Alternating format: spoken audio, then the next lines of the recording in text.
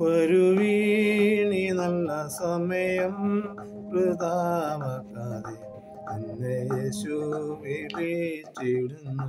വരുവീണി നല്ല സമയം വൃഥാവാക്കാതെ എന്നെ യേശു വിളിച്ചിടുന്നു. ഉലകമായ അഴകു സമം അതു നമ്പാതെ മയക്കും നിന്നെ. ഉലകമായ അഴകും സമം അതു നമ്പാതെ മയക്കും നിന്നെ. മരണമൊരു നാൾ വന്നിടുമേ, മറക്കാതെ നിൻ രക്ഷകനെ. വരുവീണി നല്ല സമയം വൃഥാവാക്കാതെ എന്നെ യേശു വിളിച്ചിടുന്നു. വരുവീണി നല്ല സമയം വൃഥാവാക്കാതെ എന്നെ യേശു വിളിച്ചിടുന്നു.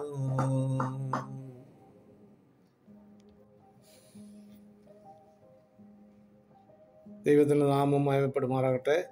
പ്രഭാതസമയത്ത് വീണ്ടും നിങ്ങളെ സമീപിപ്പാൻ ദൈവദിനമായിട്ടിടയാക്കി മുൻപ്രപിക്കാതെ സ്തുതിക്കുകയാണ്.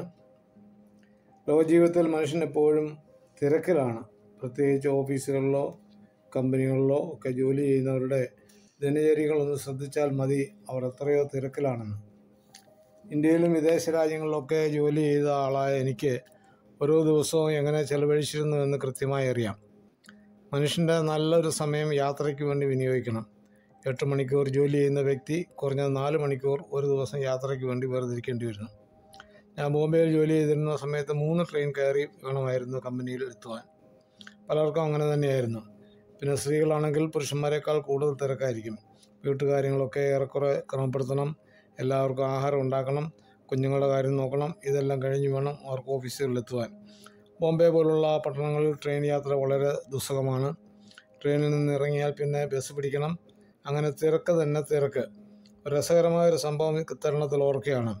കേരളത്തിൽ നിന്നും ബോംബെയിൽ എത്തിയ ഒരു വ്യക്തി ട്രെയിനിൽ കയറി ബോംബെ പട്ടണം കാണുവാൻ തക്കോണം പോയി. അവസാനത്തെ സ്റ്റേഷനായ വീറ്റിയിൽ ട്രെയിൻ നിർത്തി. ട്രെയിനിൽ നിന്ന് യാത്രക്കാർ ഇറങ്ങി ഓരോരുത്തർ ഓടുന്നത് കണ്ട് ഇദ്ദേഹവും കൂടെ ഓടി. കാര്യം എന്താണെന്ന് അറിയാതെയാണ് ഈ വ്യക്തി ഓടുന്നത്. ഒടുവിൽ റോഡിലെത്തിയപ്പോഴാണ് തൻ്റെ മുമ്പേ ഓടിയവരെല്ലാം ഓരോ ബസ് സ്റ്റോപ്പിൽ ബസ് പിടിക്കുവാൻ എന്തൊക്കെ ക്യൂ നിൽക്കുന്ന കാഴ്ചയാണ് താൻ കണ്ടത്. അപ്പോഴാണ് താൻ മനസ്സിലായത് തൻ്റെ ഓട്ടത്തിന് ഒരു അർത്ഥവും ഇല്ല എന്ന്. ഇതാണ് മനുഷ്യൻ്റെ ജീവിതയാത്രയിൽ സംഭവിക്കുന്നത്. സമയം നമ്മെ നോക്കി നിൽക്കുകയില്ല. ആ സമയം നോക്കി കാര്യങ്ങൾ എല്ലാം ചെയ്തിരിക്കണം. ദൈവം 24 മണിക്കൂർ ഓരോ വ്യക്തിക്ക് തന്നിട്ടുണ്ട്. എന്നാൽ ഇതിൽ ഭൂരിഭാഗവും നമ്മുടെ ജോലി ചെയ്യുവാനും യാത്ര ചെയ്യുവാനും ഉറങ്ങുവാനുമായി നാം സമയം ചെലവഴിക്കാറുണ്ട്. എന്നാൽ ദൈവത്തിന് വേണ്ടി നാം എത്ര സമയം വേർതിരിക്കുന്നുണ്ട്? തിരുവചനം വായിക്കുവാനും കുടുംബ പ്രാർത്ഥനകൾക്കും മറ്റു കൂട്ടായ്മ യോഗങ്ങൾക്കുമായി എത്ര സമയം നാം ചെലവിടാറുണ്ട്? എല്ലാവർക്കും പറയാനുള്ള ഒന്ന് മാത്രമാണ്, ഞാൻ വളരെ തിരക്കിലാണ്, എനിക്കൊന്നിനും സമയം കിട്ടുന്നില്ല. ഭൗമികമായ എല്ലാ വിഷയങ്ങൾക്കും സമയമില്ലെങ്കിലും നാം സമയം കണ്ടെത്തും. ആത്മീയ വിഷയങ്ങൾക്ക് മാത്രം ആണ് സാധാരണ മാറ്റിവെക്കാറുള്ളത്. എന്നാൽ മരണദൂതൻ വരുമ്പോൾ ഞാൻ തിരക്കിലാണ്, ഇപ്പോൾ സമയമില്ല എന്ന് പറഞ്ഞ് ഒഴിഞ്ഞു മാറുവാൻ സാധിക്കുമോ? അതിനൊരവധി മാറ്റി പറവാൻ പറ്റുമോ? യേശുവിലേക്ക് അടുത്തു വരുവാൻ, തിരുമൊഴികൾ കേൾക്കുവാൻ, കർത്താവിൻ്റെ കൽപ്പനകൾ അനുസരിക്കുവാനൊക്കെ നാം ഓരോരോ ഉപാധികൾ പറഞ്ഞ് ഒഴിഞ്ഞു മാറാറുണ്ട്. എന്നാൽ ജീവിതത്തെ ക്രമപ്പെടുത്തുവാനോ ദൈവമുഖം അന്വേഷിക്കുവാനോ സമയം കണ്ടെത്താതെ സ്വന്തം കാര്യങ്ങൾ മാത്രം നോക്കിപ്പോകുന്ന ഏതൊരു വ്യക്തിയെങ്കിലും ഈ വാക്കുകൾ കേൾക്കുന്നുണ്ടെങ്കിൽ ഒരു കാര്യം ഉറപ്പിച്ച് പറയാം: മരണദൂതന് മുൻപാകെ നമ്മുടെ യാതൊരു ഉപാധിയും വില പോവുകയില്ല. എപ്പോഴാണ് വരുന്നത് ആ സമയത്ത് തന്നെ പോകേണ്ടി വരും. അതിനൊരു അവധി ലഭിക്കുകയില്ല. ആകയാൽ യേശുവിൻ്റെ സമീപത്തേക്ക് നിങ്ങൾ സമയങ്ങളെ കണ്ടെത്തി ദൈവമുഖം അന്വേഷിപ്പീൻ. ഒരു ദൈവവേദന മരണദൂതനെ പേടിക്കേണ്ട കാര്യമില്ല. ഈ ലോകത്തിലെ കഷ്ടപ്പാടുകൾക്കും സമയമില്ലായ്മകൾക്കും തിരക്കുകൾക്കും ഒക്കെ ഒരു വിരാമം കുറിച്ച് ആത്മമണവാളനോടൊപ്പം യുഗായുഗം വാഴുവാനുള്ള നല്ല അവസരങ്ങൾക്ക് വേണ്ടിയാണല്ലോ പോകുന്നതെന്ന് ഓർക്കുമ്പോൾ സ്വാഗതം പറഞ്ഞു പോകുവാൻ സാധിക്കുന്നെങ്കിൽ അതായിരിക്കും ഈ ലോകത്തിലെ ഏറ്റവും വലിയ സംഗതി. പ്രിയ ശ്രോതാക്കളെ, മരണം ഒരു നാൾ വന്നിടും എന്നുള്ള പരമസത്യം തിരിച്ചറിഞ്ഞ് ഈ തിരക്കേറിയ ലോകജീവിതത്തിൽ ദൈവത്തെ കണ്ടെത്തുവാൻ ശ്രമിക്കൂ. 2 കാര്യങ്ങളാണ് അറിയാത്ത സമയങ്ങൾ. ഒന്ന് നമ്മുടെ മരണം, 2 കർത്താവിൻ്റെ വരവ്. ആകയാൽ ഇവ രണ്ടിനെയും അഭിമുഖീകരിക്കുവാൻ വേണ്ട ആത്മശക്തി വീണ്ടെടുത്ത് വിശ്വാസത്തിൽ മുന്നേറുവാൻ നിൽക്കണം. ദൈവമായ കർത്താവ് ഏവർക്കും കൃപ ചെയ്യുമാറാകട്ടെ.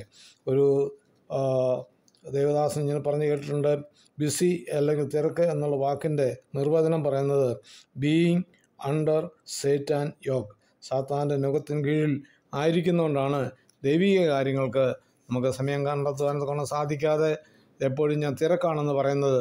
ആയാൽ ദൈവസന്നിധിയിലേക്ക് അടുത്തു വരാം, ദൈവത്തിൻ്റെ മാറ്റമില്ലാത്ത വചനത്തിൽ ആശ്രയിച്ച് മുന്നേറാം.